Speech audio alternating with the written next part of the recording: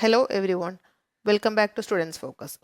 Goods ട്രാൻസിറ്റിലായിരിക്കുന്ന സമയത്ത് മാത്രം സെല്ലർക്ക് എക്സൈസ് ചെയ്യാൻ പറ്റുന്ന റൈറ്റ് ആണ് right of stoppage in transit.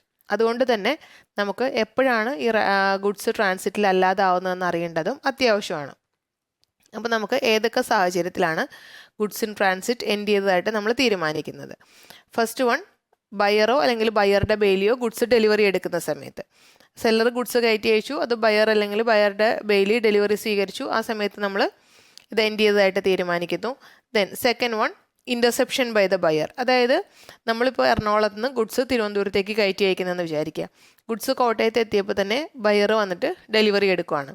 അത് ക്യാരിയറുടെ സമ്മതത്തോടുകൂടി ആയിക്കോണമെന്നൊന്നുമില്ല. ഇപ്പോൾ ക്യാരിയർ പറയുവാണ് എൻ്റെ അടുത്ത് തിരുവനന്തപുരത്ത് കൊണ്ട് സാധനം കൊടുക്കാനാണ് പറഞ്ഞേക്കുന്നത്. ബയർ പറയുന്നു വേണ്ട, എനിക്ക് ഇവിടം വരെ മതി, എനിക്ക് കോട്ടയത്തെ പ്ലാന്റിലേക്ക് വേണ്ടിയുള്ളതാണ്, അപ്പോൾ അതുകൊണ്ട് ഞാൻ ഇവിടുത്തെ ഡെലിവറി എടുക്കുന്നു എന്ന് പറഞ്ഞിട്ട് അത് ക്യാരിയറുടെ കൺസെൻറ്റോടു കൂടി ആണെങ്കിലും അല്ലെങ്കിലും നമ്മുടെ ഡെസ്റ്റിനേഷൻ എത്തുന്നതിന് മുമ്പ് ബയർ ഡെലിവറി എടുക്കുവാണെങ്കിൽ ആ കേസിലും നമ്മൾ ട്രാൻസിറ്റ് എൻഡ് ചെയ്തതായിട്ട് തീരുമാനിക്കുന്നു.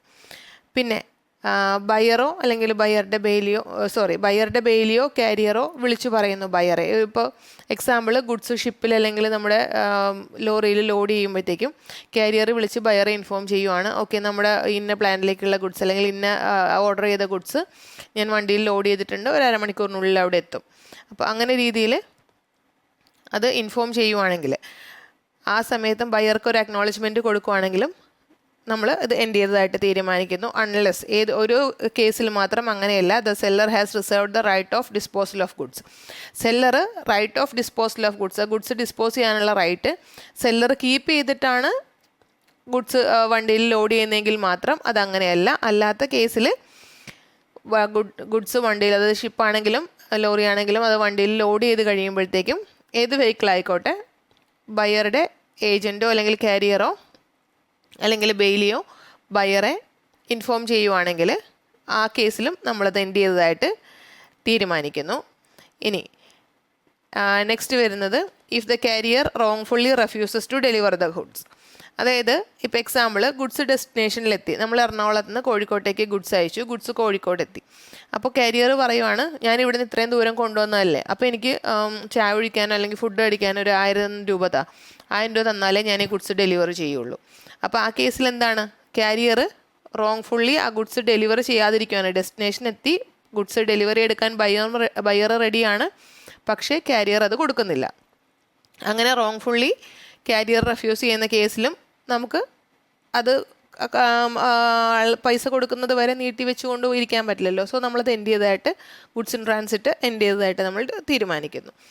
പിന്നെ when goods are delivered to the carrier hired by the buyer hire ചെയ്ത ഒരു കാരിയറിലാണ് നമ്മൾ സാധനങ്ങൾ കയറ്റി അയക്കുന്നതെങ്കിൽ ആ കേസിലും നമ്മൾ അങ്ങനെ തീരുമാനിക്കും. അതായത് ഇപ്പോൾ ഞാൻ കോട്ടയത്തുള്ളതാണ്, ഗുഡ്സ് എനിക്ക് എറണാകുളത്തേക്കാണ് ഡെലിവറി ചെയ്യേണ്ടത്, പക്ഷേ എറണാകുളത്തുള്ള ബയർ അയച്ച ലോറിയിലാണ് ഞാൻ കോട്ടയത്ത് നിന്ന് ഗുഡ്സ് കയറ്റി വിടാൻ പോകുന്നത്. അപ്പോൾ അങ്ങനെയുള്ള ബയറുടെ ലോറിയിലാണ്, ബയറുടെ കാരിയറിലാണ് അല്ലെങ്കിൽ ബയർ ഹയർ ചെയ്ത കാരിയറിലാണ് നമ്മൾ ഗുഡ്സ് അയക്കുന്നതെങ്കിലും സെയിം ആണ്. പിന്നെ ബയർ ചാർട്ടർ ചെയ്ത ഷിപ്പിലാണ് നമ്മൾ ഗുഡ്സ് അയക്കുന്നതെങ്കിൽ നമ്മൾ തൊട്ട് മുമ്പ് പറഞ്ഞതുപോലെ, മറ്റേത് കാരിയറാണ്, ഇത് ഷിപ്പാണെന്നുള്ള ഡിഫറൻസ് ഉള്ളൂ. ബയർ ചാർട്ടർ ചെയ്ത ഷിപ്പാണെങ്കിൽ എന്താണ്, ആ ഷിപ്പിൻ്റെ മാസ്റ്റർ ബയറുടെ ഏജൻറ്റ് പോലെയാണ് വർക്ക് ചെയ്യുന്നത്. അപ്പോൾ ആ കേസിലും നമ്മളുടെ ഗുഡ്സ് ഇൻ ട്രാൻസിറ്റ് എൻഡ് ചെയ്തതായിട്ട് നമ്മൾ ഡിസൈഡ് ചെയ്യുന്നു. പിന്നെ പാർട്ട് ഡെലിവറിയുടെ കേസിൽ, ഫോർ എക്സാമ്പിൾ, ഇപ്പോൾ ഞാൻ 2 ലോറി സാധനങ്ങൾ കയറ്റി അയച്ചു എന്ന് വിചാരിക്കുക. ഫസ്റ്റ് ലോറി ബയറുടെ അടുത്ത് എത്തി, ബയർ റിസീവ് ചെയ്തു. സെക്കൻഡ് ലോറി എത്തിയിട്ടില്ല, എത്തുന്നതേ ഉള്ളൂ.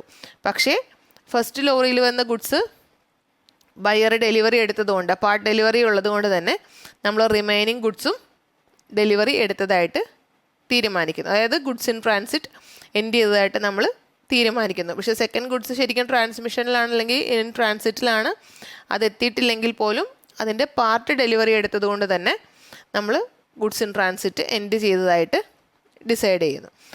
ഓക്കെ, ഇത്രയേ ഉള്ളൂ നമ്മളുടെ ഗുഡ്സ് ഇൻ ട്രാൻസിറ്റ് എൻഡ് ചെയ്തതായിട്ട് നമ്മൾ ഏതൊക്കെ സാഹചര്യങ്ങളിലാണ് തീരുമാനിക്കുന്നത് എന്നുള്ള ടോപ്പിക്ക്. നമ്മുടെ നെക്സ്റ്റ് ടോപ്പിക് വരുന്നത് how stoppage in transit is affected എന്നുള്ളതാണ്. സോ അത് നമുക്ക് നെക്സ്റ്റ് വീഡിയോയിൽ കാണാം. Thank you.